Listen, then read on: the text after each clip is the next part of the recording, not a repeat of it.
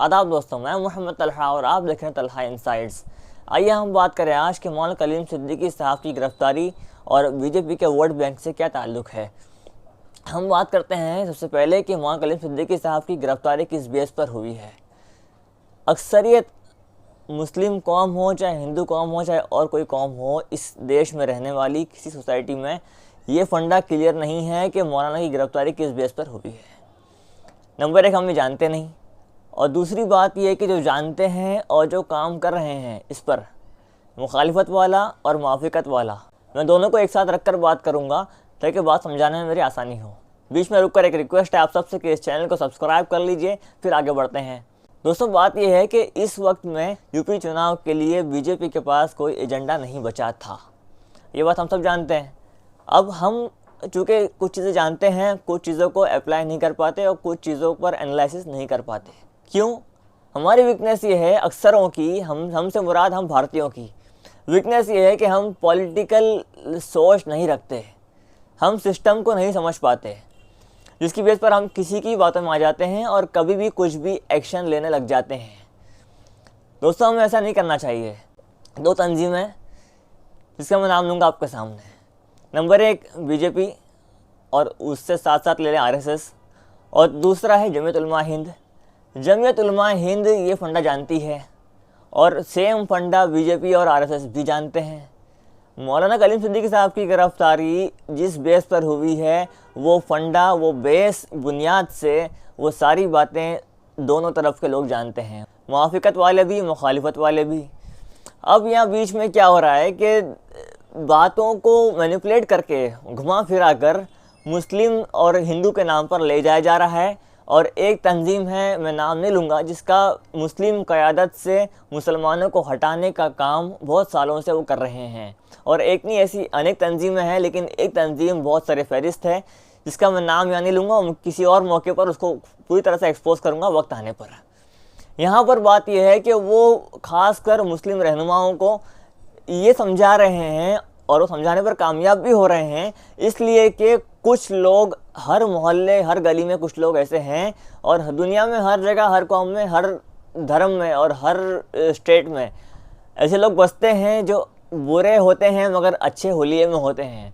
हर field में है, engineering में, डॉक्टरी में, मौलवियत में, हर जगह है। तो मौलवियत के जो उस तरह के लोग हैं, उनको ही समझाने में वो कामयाब भी हो जा रहे हैं, उस तंजीम के लोग, कि आपके एक धर्म गुरु के साथ ऐसा हुआ है और हम इसको बर्दाश्त नहीं करेंगे। भाई, तुम्हारा इस्लाम से ताल्लुक़ ही क्या है, और तुम्हारा इस देश की आज़ादी से और आज़ाद भारत से तुम्हारा कोई ताल्लुक़ ही नहीं है सिरे से। काश कि हम ये समझ पाते।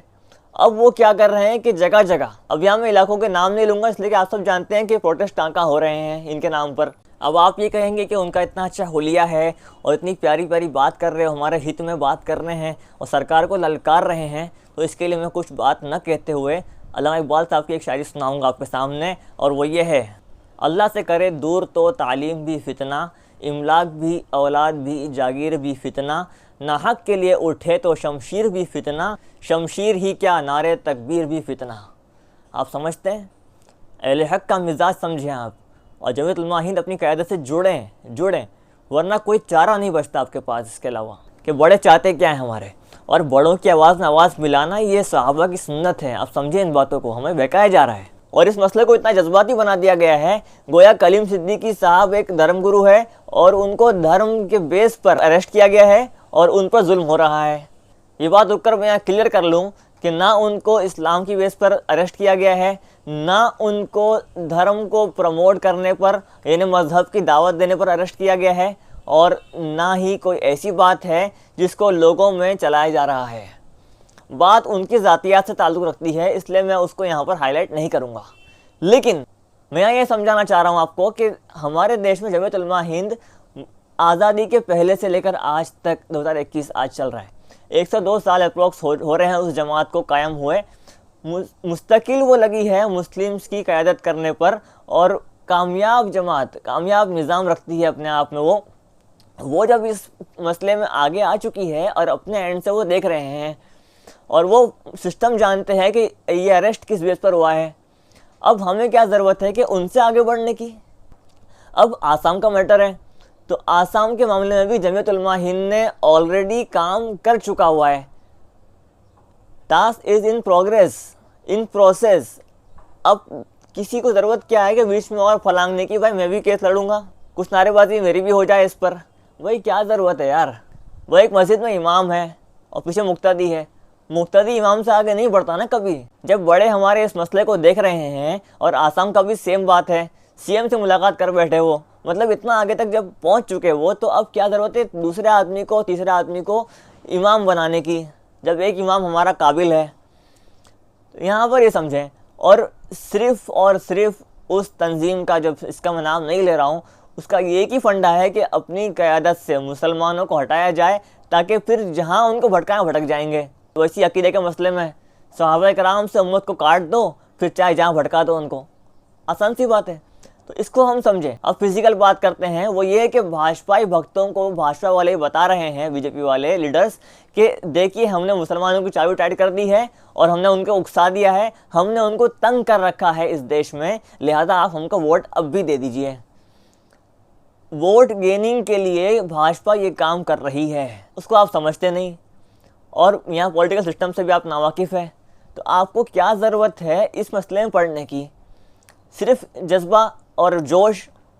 देखिए अक्सर दौर में ऐसा हुआ है कि जिहाद के नाम पर कौम को उल्लू बनाया गया है, और अक्सर ऐसे जज्बाती लोगों को छांट कर अलग कर दिया गया है। और आपको याद होगा ISIS ने ये काम किया था कुछ सालों पहले। उसमें तैयारी यही थी कि सारे जज्बाती नौजवानों को जमा कर लिया जाए और एक तरफ करके उनको फला जगह जमा करके सबको एक साथ साफ कर दिया जाए। आप जानते हैं ये चीज़। तो जज्बात को इस तरह मैनिपुलेट किया जाता है और इस तरह अलग अंदाज में मसले को अलग रुख देकर आपको बेवकूफ़ बनाया जाता है। आप समझते नहीं हैं। आप ये समझते हैं कि हमारे बड़े खामोश हैं। और एक बात यहाँ पर और क्लियर कर लूँ, एक फंडा और चल रहा है, उसके नेक्स्ट डे से मेरे ख्याल से बात चल रही है, और अब तक का चल रही है वो चीज़।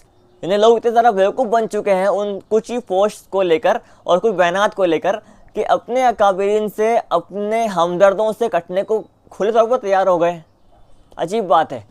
बात ये चल रही है कि मुसलमानों के रहनुमा खामोश है, इसलिए कि उनको अपने आप में ख़तरा है और सबकी अपनी अपनी फ़ाइल रेडी है, कभी भी किसी को बुलावा आ सकता है।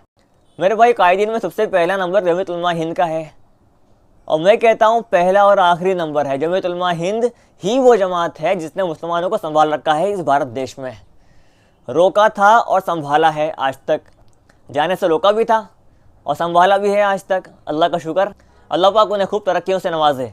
दोस्तों बात यह है कि जमीयत उलमा हिंद खुलकर सामने आ चुकी है मोहम्मद कलीम सिद्दीकी साहब के मैटर में और सेम आसाम के इशू में। तो अब आप ये बताएं कि वो वाला फंडा कायदीन खामोश है, उनका भी नंबर आ सकता है, उनको डर लग रहा है, ये बात कहाँ फिट होती है यहाँ पर? हमारे देश के एक national TV channel India today पर चुनावी मंच पर खड़े होकर मौलाना सैयद महमूद मदनी साहब ने, जो जमीयत उलमा हिंद के सदर हैं इस वक्त, उन्होंने खुलकर कहा कि हम कलीम सिद्दीकी साहब के मैटर में जमकर लड़ेंगे और पूरी ताकत के साथ उनका सपोर्ट करेंगे। जब ये खुलकर वो बात कर चुके, अब हमें क्या ज़रूरत है दूसरे और तीसरे आदमी को इमाम बनाने की? सेम बात मैं रिपीट कर रहा हूँ। तो दोस्तों अब इन दो पॉइंट से ये बात साफ़ हो जाती है कि इस तरह जज्बातियत पर उभारने वाले और एहतजाज पर ढोंग करके लोगों को जमा करने वाले और इस तरह के जितने लोग हैं, भले वो हमारे हित में लग रहे हों, वो हित में हो ही नहीं सकते। अगर देखिए एक बात और है यहाँ पर लॉजिकल, अगर उनको मौलवियत से प्यार है, अगर उस तंजीम वालों को मौलवियत से, इन्हें रहनुमाओं से प्यार है, इस्लामी रहनुमाओं से प्यार है अगर, तो जमीयत उलमा हिंद का साथ क्यों नहीं देते? जमीयत से लोगों को काटने पर क्यों तुले हुए हैं वो? आपकी बात समझ आ रही है? इतनी सी कॉमन सेंस की बात है कि जमीयत उलमा हिंद तो मौलवियों की जमात है और वो उस वक्त से है जब ये पैदा भी नहीं हुए थे, उस वक्त से है। अच्छा, जंग आज़ादी के मौके पर जब जमीयत उलमा हिंद 2-3 जंगें लड़ चुकी, तो उस वक्त में इनके अब्बा और दादा कहाँ थे? कहीं नाम निशान नहीं है उनका, कोई काम नहीं है उस वक्त का उनका। क्यों? अब इससे आगे मैं नहीं कहूँगा, आप समझ सकते हैं उस वक्त ये कहाँ थे और अब ये क्या कर रहे हैं। दोनों ही वक्तों में ये मुसलमानों को मैनिपुलेट करके, मिसगाइड करके बहकाना चाहते हैं, भड़काना चाहते हैं। अपनी क़यादत से हटकर जितने लोग काम कर रहे हैं वो सारे के सारे कौम को भटका रहे हैं और दुश्मन के आलाकार बने हुए हैं, दुश्मनों के इशारों पर काम कर रहे हैं। खुदा के वास्ते आप इसको समझें और इस पर अमल करें। और बहुत ही मौलिबान दरख्वास्त है, आपसे रिक्वेस्ट है कि आप इस वीडियो को हर घर पहुंचाएं ताकि ये सारी बातें सबके सामने आए और उन दुश्मनों की हकीकत खोल सके और हमारे मुआफिकीन की हम मदद कर सकें। तो इन्हीं बातों के साथ मैं अपनी वीडियो को एंड करता हूँ। बहुत बहुत शुक्रिया।